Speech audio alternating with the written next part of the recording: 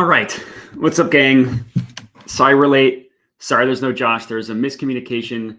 He thought that we weren't streaming today. Not his fault, not my fault. I take full responsibility, but also it's not my fault. So it's just going to be a solo stream with just me today, and I don't need these headphones. And I'm going to go real quick because I hate doing solo streams. I think it's incredibly awkward to sit here and talk to myself. So I'm just going to go through all the plays that I actually have locked in. And then if you have any questions, go ahead and put them in the chat. But this one is definitely going to be quick. So for this game, I like Ladd McConkey 70+ receiving yards. You can get it at plus 110 odds, as you can see on FanDuel.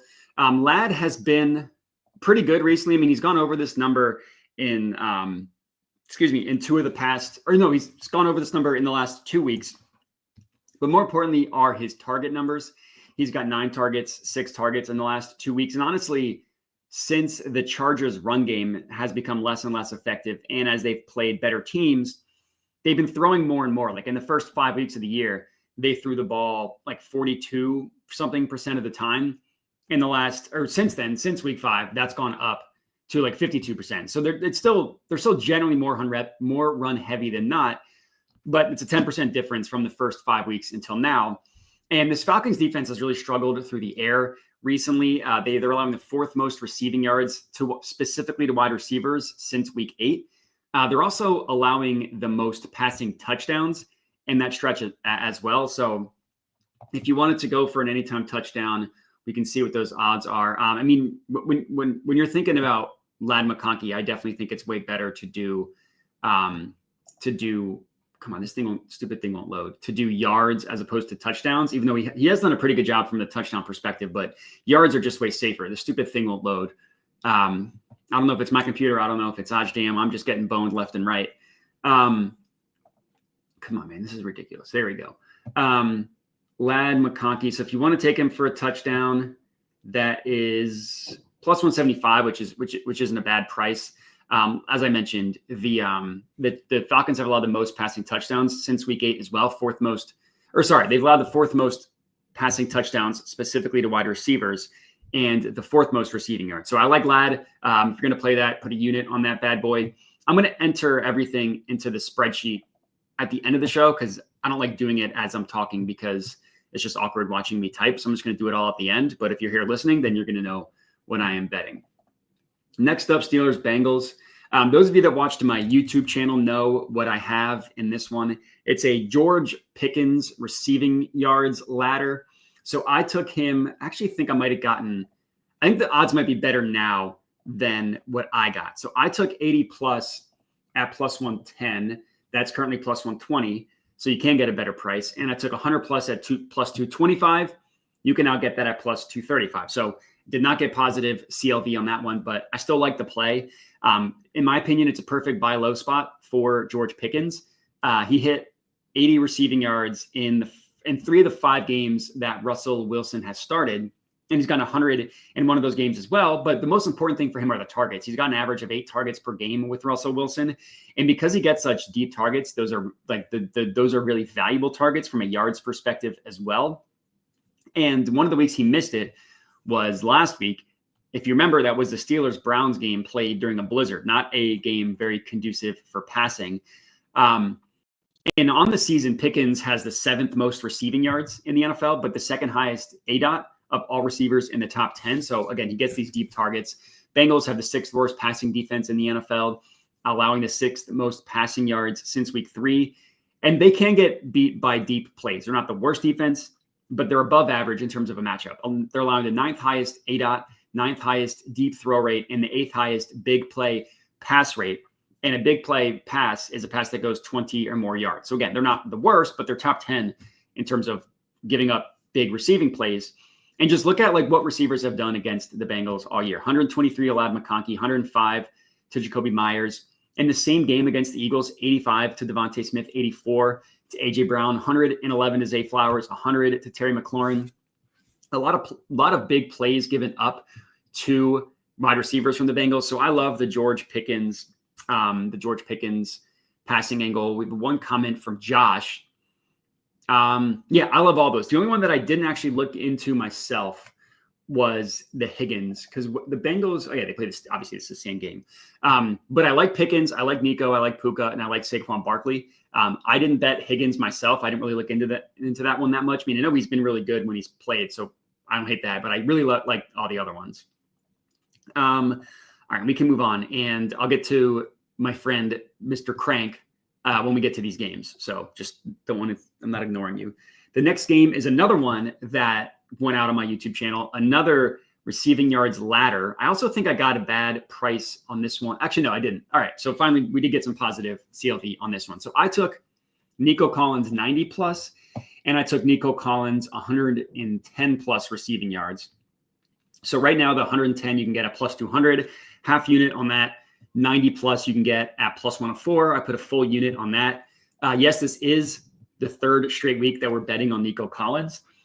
The first time did not go well. Last week, it kind of went well. He hit his main line, but he didn't hit the ladder.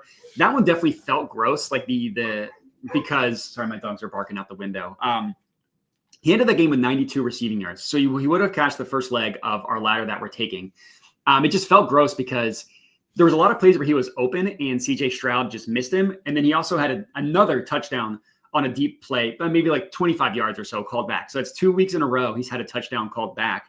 But he played 47% of the snaps in his first game back from the hammy injury, went up to 79% in his last game. He had 9 targets last game as well, which is awesome. Only 5 receptions. So we do have some room for positive regression there.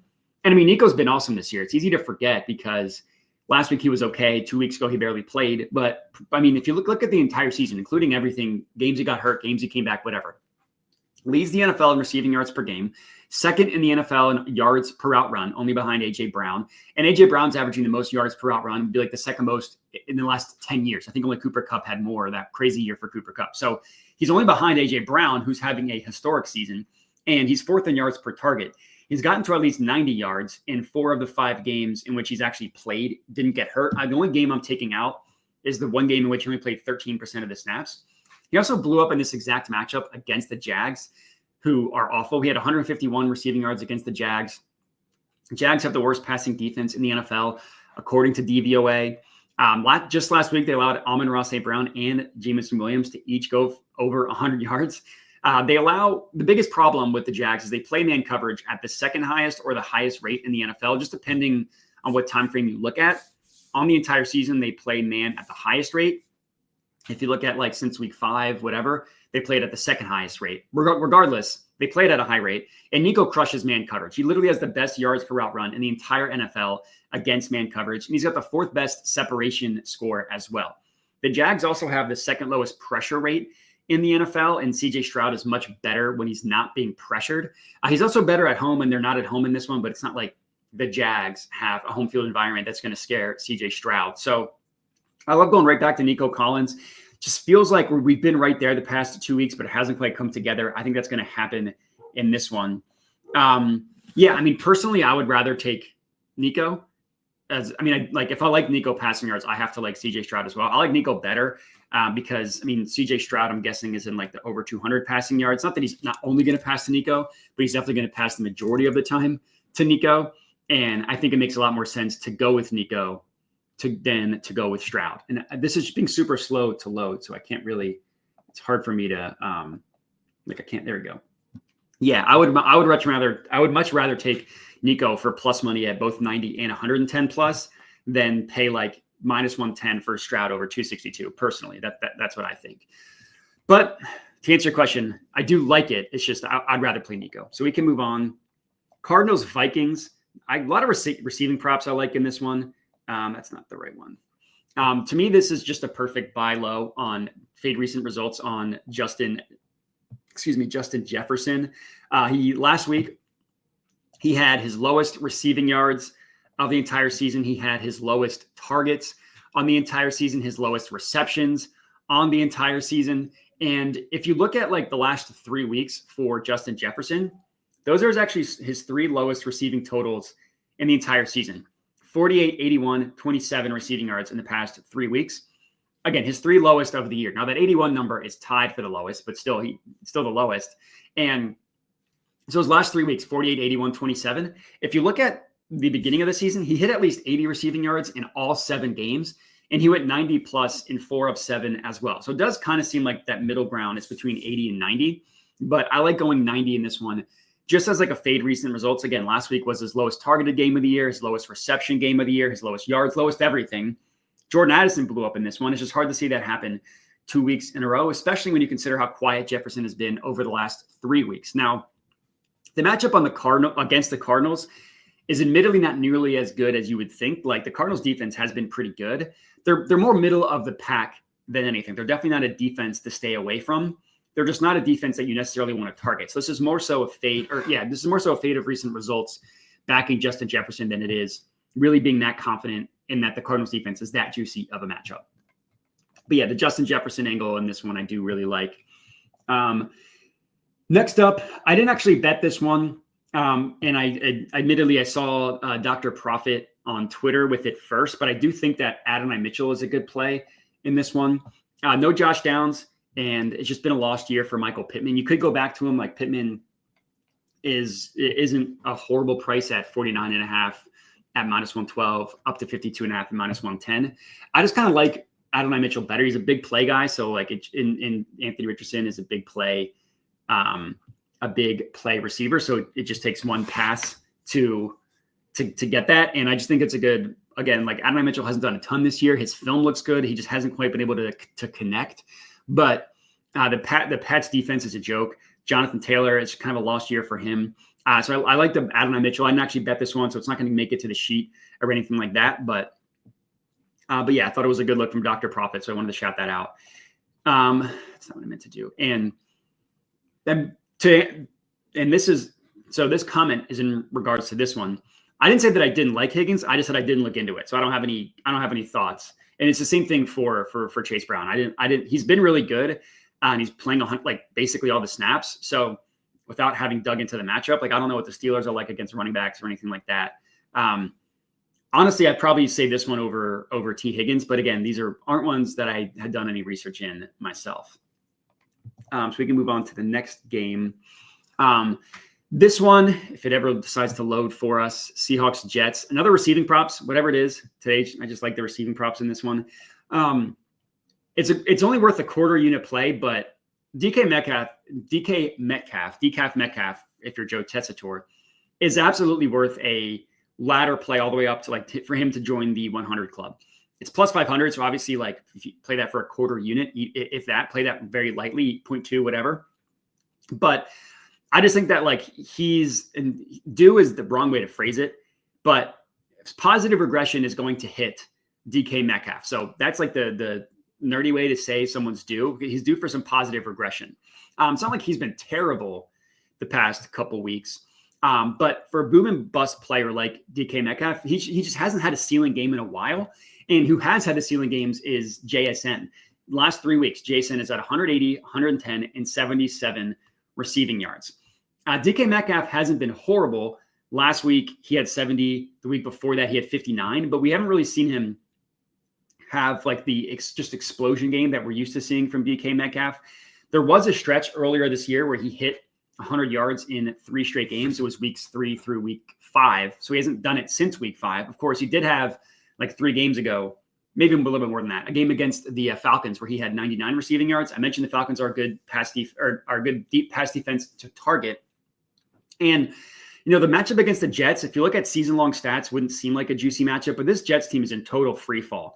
The team is just another joke. Their passing defense has gotten worse by the week. Sauce Gardner isn't having nearly as good of a year as he had his rookie year and even as he had last year. That could be like a Ken Bone Walker game, but they're just so inefficient on the ground. Like their offensive line doesn't get any push. So everything Ken Walker does has to be after contact, and it's hard to rely on a ceiling outcome with that. So instead, I like backing DK Metcalf, and I just like climbing the whole ladder. Like if you want to be safe, you can get plus money from 60 plus all the way up to 100. So if you're going to play it, obviously, if you want to be safe, you could do that. I just like climbing the full ladder up to 500 for him, or up to 100 for plus 500 because it's been so long, and the targets are still there. Like he's still getting good targets, he's still getting deep targets. It just hasn't quite connected, and that's just how things go with deep targets. Obviously, there's a lower expected completion percentage and all that stuff. So I just think it's time to buy back in on DK Metcalf. All right, the next game I didn't bet anything in this one. A couple people have some looks, like David likes Zach Ertz anytime touchdown. He's scored, I think, in 2 straight weeks at this point. I think both of them were in garbage time, but can't take away a touchdown. He has scored. And you're probably getting a really good price, I would guess. Yeah, like plus 280 solid. So if you like David H's analysis, number 1 red zone target this year, 30% red zone targets. The Titans defense gives up 27th most. So I'm guessing 27th most means the 6th most, I would hope, because 27th most doesn't sound like a lot. That sounds like the 6th fewest. But it seems like a good look for my guy David H and my Super Bowl legend Zach Ertz. I didn't bet this game at all. I know like Tony Pollard has a good matchup because the Washington run defense has been bad, but Tony Pollard hasn't really looked healthy this year. Like even in his big games last week, you watch him run. He's that foot injury is still bothering him.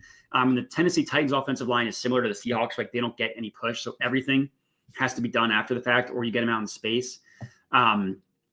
So I know, like, I don't hate the look, and I know him to score a touchdown. Like that's not bad at plus 145. I just stayed away from this game entirely. And yeah, Calvin Ridley touchdown isn't bad. Plus 210 is a pretty good price to answer this question here. The Washington pass defense isn't nearly as bad as they are at the beginning of the year. They're still relatively bad against number 1 options, but a lot of that work was done at the beginning of the season. So yeah, plus 210. Like I'm never going to tell anybody that a plus 210 bet is bad. So yeah, if you want to bet it, by all means, I stayed away from this game entirely. Bucks Panthers. So here we go with this one here. Bryce Young passing yards, I think, is a really good look.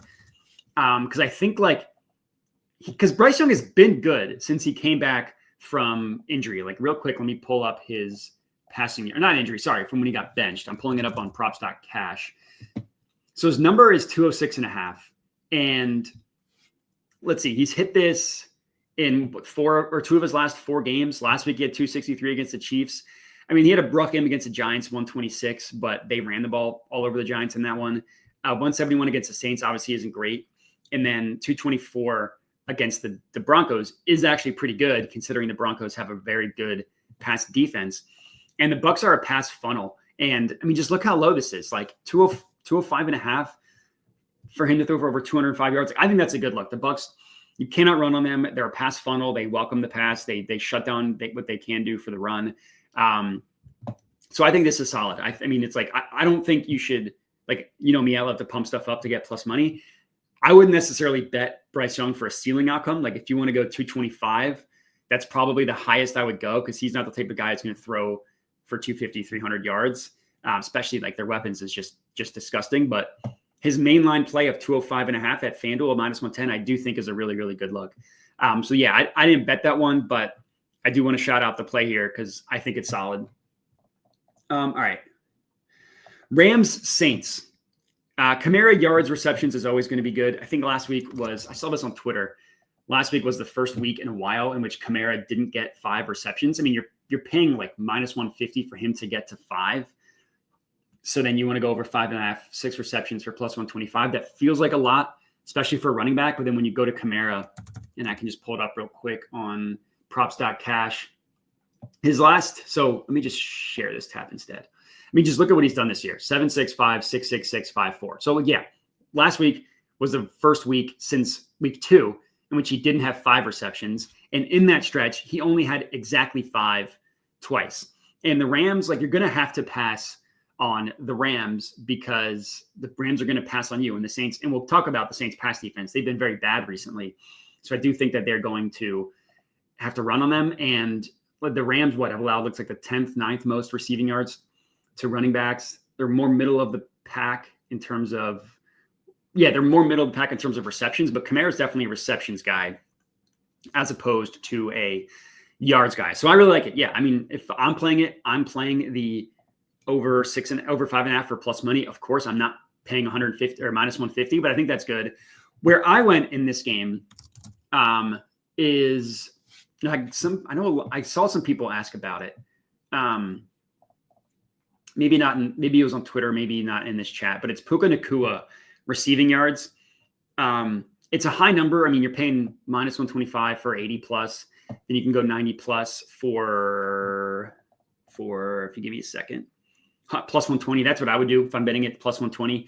The Saints pass defense has been very, very bad recently. They've given up literally, since week 8, so it's not the biggest sample size in the world, but since week 8, they've given up literally the most receiving yards to wide receivers in the entire NFL. The Saints have. And Puka Nacua has just been incredible. Like when he's not punching people or when he's not getting hurt, Puka has been incredible. He's had, and I'll pull it up again, might as well since it's just me. Just look at this is just this year. So you take out game he got hurt, played 32% of the snaps. You take out this game, he punched someone. So we limit the filter. So when he's played, we're taking these 2 games out. So above 35%, so 36% and on. Look at the yards for Puka, 106, 98, 123, 117.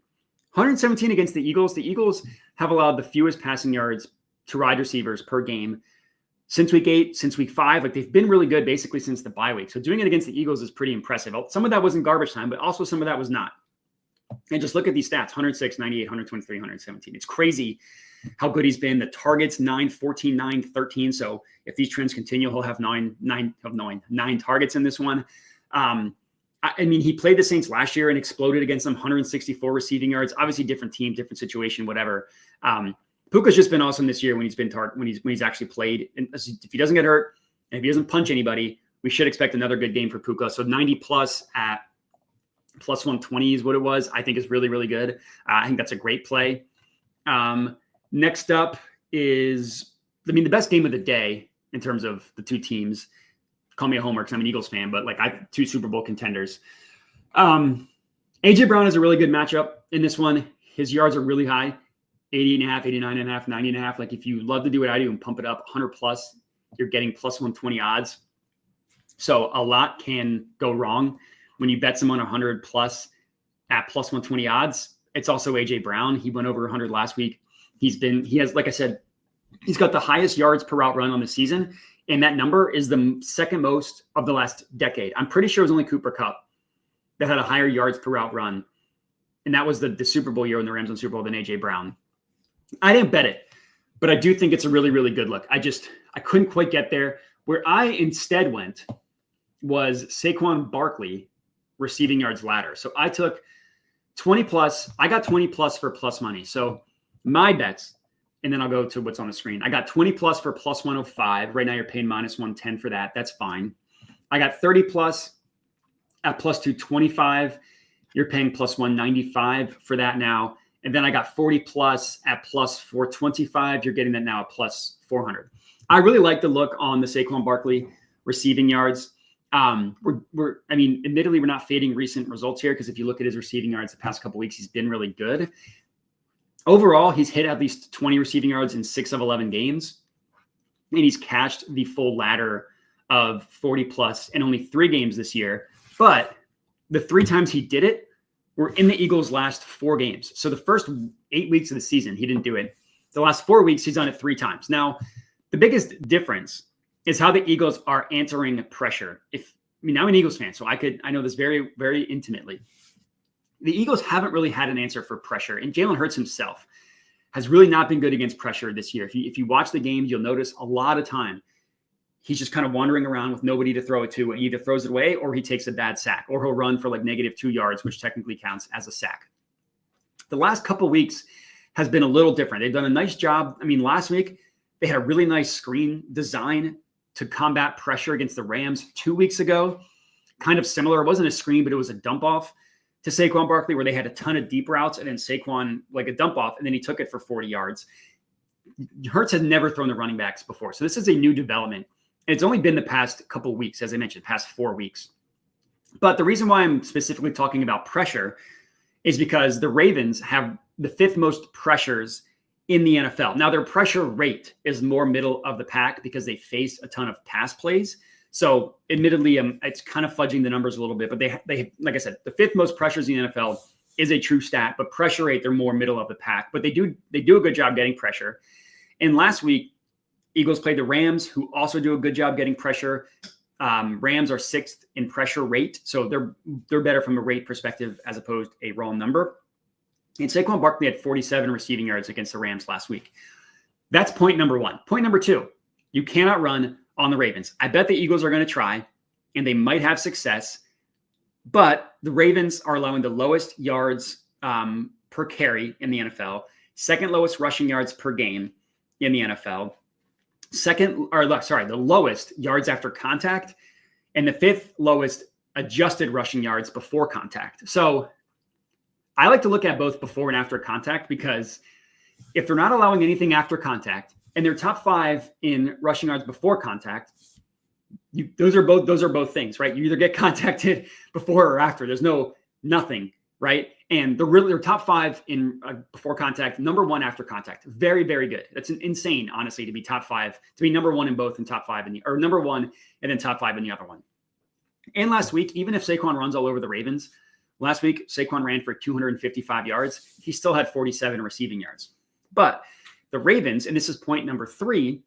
So point number 1, Eagles are using Saquon more in the passing game. Point number 2 is the Ravens' run defense is phenomenal. Point number 3 is the Ravens give up a lot of work to the running back through the receiving game. They're currently allowing the most receiving yards in the NFL they're allowing the most receiving yards specifically to running backs. So even if Saquon goes off for 100 plus rushing yards in this one, he could still do it in the receiving games. I think that's where the Eagles are going to find value, is Saquon through the air. So I love the ladder play on him, 20, 30, 40 plus. I climbed the full ladder. No, I will not bet. I mean, yes, but no, I'm not going to bet Saquon under rushing yards. Because last week he had 270 plus yards. It's just crazy what he's been doing. It's a high number, 90.5, but I can't do it. I'm never going to take Barkley under rushing yards. David H asking about Kupp.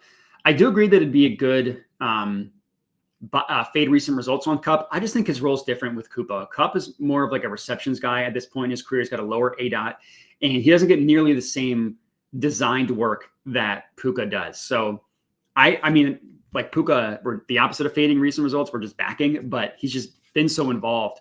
It's hard to see that stop for Puka, especially against the Saints pass defense. So it admittedly does kind of feel like playing Russian roulette, debating between these two. I just think that you're way more guaranteed work for Puka as opposed to Cooper Kupp.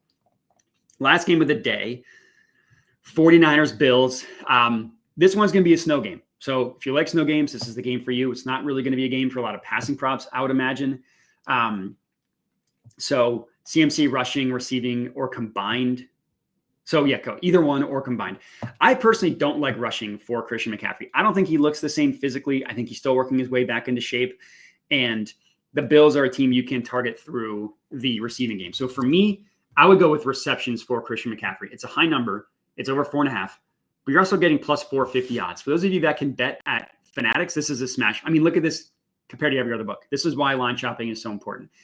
Plus 150, where the next closest book is plus 105.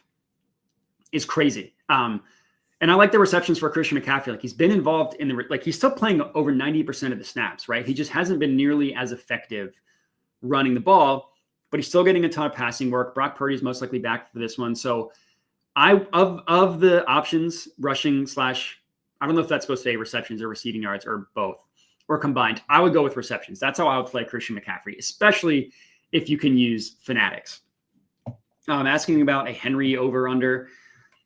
The Eagles' run defense has also been really good, but on a per snap basis, they honestly haven't. The part of the reason why the run defense has been so good from just like a raw yardage number allowed is because teams aren't running the ball against them because the Eagles are always winning. So if you think, the Ravens are favored. If you think they're going to win, then the over would be the play for the Derrick Henry rushing yards. I didn't bet it because I like the Saquon one better, and I don't want 2 bets in this game, but it would be his under. It would be the Derrick Henry over. It would be Derrick Henry over, not his under. So if you're going to play it, 83.5 at minus 110 is where I'll go at bet 365. Since we had no Josh today, we do have a little bit more time, and I did promise I would talk about them. So I'm just going to go over my NBA bets real quick. I had 5. Admittedly, I did have a lot. It was just like I really, really liked the board today. I had 5 official bets. There were probably 3 more that on a normal day I would play, to be honest. I didn't want to have 8 units risked in a day where we already have NFL. But I really liked the board of what we had for the NBA. I think there's a lot of really good matchups to target. So I'm just going to go in order of how I tweeted them out. For this game, Lakers Jazz, I went LeBron assists. Now the odds might have been nuked. Yeah. So if I'm playing this right now, I'm taking the over 10.5 for plus 125 odds at ESPN Bet. When I locked it in, I was able to get minus 115 at FanDuel. That is no longer available. You could get minus 120, which isn't terrible. Some of the odds have come down a little bit. Like when I bet this, let's see, because I wrote it down. When I bet this, Bet365 was at minus 155, DraftKings was at minus 142, and Caesars was at minus 195. So they have some of them, like DraftKings went up, 365 went down, Caesars stayed the same. One good, one bad, one middle. But yeah, if I'm playing this right now, I'd probably go the over 10.5 at plus 125. I mean, it's a great matchup against the Jazz, who allow the second most assists per game to point guards. LeBron's a point guard, right? It doesn't matter that his position says shooting forward, power forward, whatever. He runs the offense. He's a point guard. It's a great matchup against the Jazz. There are no odds last I checked, but another good play in this one is Dalton Connect threes. Yeah, we don't have odds for it yet, but catch and shoot guys are a play against the Jazz. That's Dalton Connect. It's also Austin Reeves, I think, is good. I don't love paying minus money for him over 2.5. You know, this should be plus money, so I would rather go with Connect. I just want to see what the odds are. But that's my first one. My second one was Zubac. I have it right here. What am I doing? Zubac rebounds.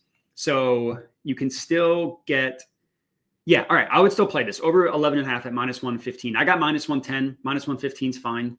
The Nuggets admittedly haven't been quite as juicy of a matchup for center rebound props as they were at the beginning of the year. And they've been much, much better guarding centers from a points perspective. Like to begin the year, centers are doing whatever they wanted against them. The Nuggets are actually, and I can pull it up and show you what I'm talking about. The Nuggets, and this is props madness. If you look at it right now, the Nuggets, nope, I want to look at Zubac. Where is Zubac? So the Nuggets, like 8th fewest points per game via post up, 11th fewest for the pick and roll man. I mean, that's what, 26% and 18% of the ways in which Zubac scores. So that's why I went with rebounds over points. And if you look at rebounds against the Nuggets, yeah, they haven't been as juicy of a matchup. I mean, what? Jakob Poeltl was the last center or with a similar rebounding profile. This is why I love props. I mean, this is why I love props madness, and they don't pay me. So I just want to be clear. This is just because I like their product. Him on November 4th was the last center with a similar rebounding profile to go over his number. 10.5, he had 11. Pretty sure I bet him over 11.5 in that game. Who's counting? But the ones that missed, Lively and Gafford. I mean, Gafford got hooked, and this is the same game. Gafford got hooked, Lively missed by 2 rebounds. So it's not like it's been terrible. And if you just go by position, so not rebounding profile, Missy 12, Missy went over. If you look at their raw numbers, they're down a little bit for center rebound props, but I still think it's a good matchup. So I still bet it. That was my second one. Play number 3 is Şengün 6+ assists. So we might need to wait a little bit for this to load because sometimes OddsJam just decides to go slow. But it's and OddsJam doesn't pay me either. Anyways. So yeah, I mean you could pay minus 130 for over 4.5. No, thank you. This is what I got. There you go. 6+ for plus 130. That's what I got. To me, this is the perfect matchup for center assist props. The Thunder give up the most assists per game to centers. You want to know why? They give up the fewest points per game to the pick and roll man. They give up the fewest points per game to the pick and roll ball handler. They're very, very aggressive when guys are driving to the hoop, so someone like Şengün, who runs a lot of offense out of the high post, great assist matchup for him, because if the roll man's not scoring, it's because he's passing. And it's a little bit of a better matchup for center assists than that are for point guard assists. That's why I'm not going with Fred VanVleet. That's why I'm going with Şengün. Again, the Thunder are literally allowing the most assists per game to centers. Just last game, Anthony Davis had 7 assists. His over-under was 2.5. So yeah, I love this one. To answer David H's question, why can't I always find lines on certain players? I don't know how to answer that for you. Either you get a software where you can line shop, or you just check every book. Because what you're seeing me do right now is how I find lines. So there are this is behind a paywall. OddsJam is. There are plenty of free line shopping tools. So if you don't want to pay that, that's understandable, but get yourself a tool where you can line shop or just look at every book yourself. And some books might just not have props that you're looking for. Yeah. And all right, so that's my third one. Fourth, John Morant, 25 plus points. Let's see what the price still is here. John Morant. So wow, it's over. So you can actually get, all right. So I got 160, now 145. I would still take it there. I mean, this is just a crazy price, in my opinion, on John Morant. His usage rate this year is like 34%. That's Luka Doncic. That's Joel Embiid. Level usage rate. His minutes are up. He just played under 30 minutes last game, but that was against the Pelicans, who don't have a team anymore. And Ja's been awesome this year. And it's the perfect matchup for him against the Pacers. And I'll share my screen again, mine as well. So the number one way in which Ja scores is transition. The Pacers have a good transition defense. They foul a lot. They foul 5th most points per game via free throws. They give up 10th most to the pick and roll ball handler, 9th most via isolation, 20th most. Not 20th most. 11th most via spot up. Only transition is the good way. The good defense versus play type, and they're like not even top 10. They give up the 3rd most points per game in the restricted area. That's where Ja takes almost half of his shots. This is the perfect matchup for John Morant. And look, I mean, 27 points last game in 29 minutes, won by 11. And his usage rate has been awesome. I mean, 33.8%, 29.5%, 34%, 34, 28.2, 29. His last couple games has been 34%. That's really good. And to answer Jeff's question, I like points over assists. I know Ja's been really, really good from an assist perspective. I mean, just look at that hit rate. Generally, the Pacers are a better matchup for points as opposed to assists. That's why they're horrible. Like you see 13th most assists allowed or 13th fewest assists allowed, but they're bad in everything from points. And then my last play is Donovan Mitchell, 30 plus points. If you want to be safe, you could take over 25.5 or minus 120. If you want to be a little bit less safe, you can't even see my screen. You could do over 26.5 or minus 115. Because I have so many plays out, I'm cool with taking the higher odds. I got it at plus 190. You can still get it at plus 165. I'm good with that. There you go. Action app is free. The beauty of not having any affiliate deals is I'm not going to get yelled at for saying the action app is free. There you go. I mean, this is like your classic pull-up guards against the Celtics type of matchup, right? I mean, the Celtics defense is very good. The way in which they give up points is perfect for someone like Donovan Mitchell.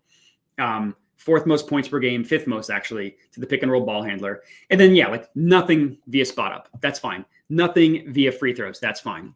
Transition, they're pretty good. But then isolation, 28th, third most. And similar players, I mean, Edwards just put up 28 against them. Donovan Mitchell in this exact matchup put up 35. Damian Lillard put up 33. I mean, another game he only put up 14. Halliburton stinks. He doesn't count. And this was the first game of the year in which the Knicks lost by approximately 100 points. So they give up a lot of points to these types of guards. Again, this year, head-to-head, 35 points. Last year, head-to-head, 29, 31, 33, 29, 33. So 30 points in 3 of 5, 29 points in the other 2 that he went under. It would be very unfortunate if he hooked us and scored 29 points, but I'll gladly take even plus 165 is where you can get it now. So that's what I'll take. Those are the bets that I officially locked in. If you want me to give you my leans, I will do that because those are all probably going to hit. In this exact game, Jason Tatum rebounds is a smash play. It was plus 110. It looks like it's plus 100 now. I would still take it. Again, if I didn't have 5 plays on the board already, this would automatically be a play.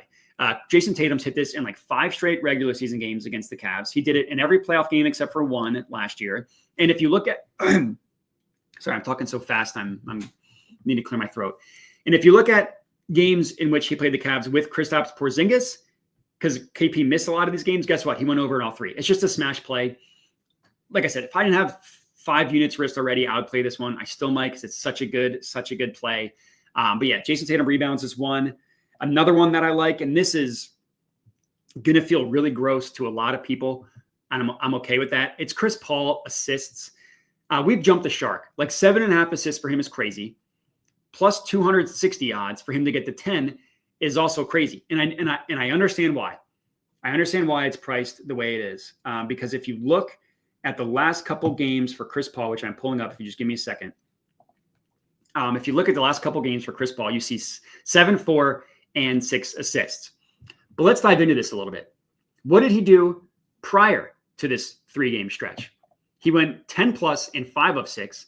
He went 9 plus in 6 of 7. So you say, okay, it makes sense that he has a little bit of a down couple games from an assist perspective. Look at his assist to potential assist ratio. 7 of 15, sub 50%. 4 of 17. I bet him in this game. 4 of 17 is disgusting. 6 of 15. 3 straight games in which he had a sub 50% conversion ratio from assists to potential assists. That's disgusting. That's not going to happen game over game. So fade recent results, check. Let's look at the matchup. Similar assist guys to the Kings. Two guys that hooked 5 on over under 5.5, 4 over under 4.5. One player that hooked in a positive way, 6 over or under a 5.5. But then Chris Paul in this exact matchup, 11. Tyus Jones had 8. His over under was 6.5. And if I go to props.cash and I go to Chris Paul, you will see that the Kings are a good matchup for point guard assist props. They give up the 6 most points per game, 6 most assists per game to point guards. I didn't bet this one. Again, it's an awesome, awesome play. If you're playing this right now, which you can't, whatever, I would play 10 plus for half unit at a plus 260 odds. I don't think it's worth the minus money over 7.5. Plus 135 or over 8.5 isn't terrible at ESPN Bet for those of you that can actually bet real money against them or real money with them. But yeah, those are 2 leans that I really liked. If they hit, which they probably will because my leans have 100% hit rate, that'd be frustrating. But yeah, that's everything that I bet today. You have everything. So if I have a good day, you had a good day. Sorry for the solo live stream. It's not Lander's fault. He thought we weren't streaming. I thought we were. It was probably honestly my fault. I think I probably misspoke when I last talked to him. So don't be mad at Lander. We still love him. But yeah, appreciate everybody for tuning in on the solo pod. I know these can be kind of boring. I don't know why I keep saying pods. They mean the podcast. Anyways, everybody bet responsibly. Let's all win our bets today, and I'll catch you next time.